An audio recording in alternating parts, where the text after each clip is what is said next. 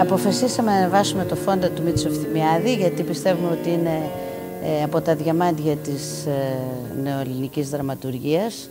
Ο λόγος του, οι ιδέες του, το περιεχόμενό του δίνουν περιθώρια για παραπέρα ερμηνείες και θα το πω και για προτροπή για αγώνες.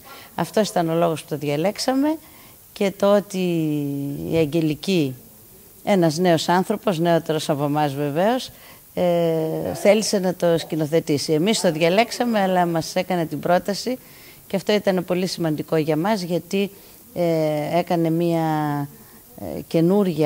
ένα καινούργιο διάβασμα του έργου και νομίζουμε ότι και με τα κείμενα που πρόσθεσε ανάμεσα, χωρίς να αλλάξει τίποτα το έργο, έκανε μια καλή δουλειά.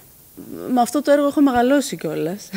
Το παίζανε οι δικοί μου όταν ήμουν μικρή, οπότε το ξέρω πολύ καλά και ξέρω και όλες του τις έννοιες. Τώρα είναι επίκαιρο όσο ποτέ. Για μένα είναι διαχρονικό βέβαια, αφού παρουσιάζει αυτή τη σχέση, την αιώνια, ενώ του εκμεταλλευτή και του εκμεταλλευόμενου.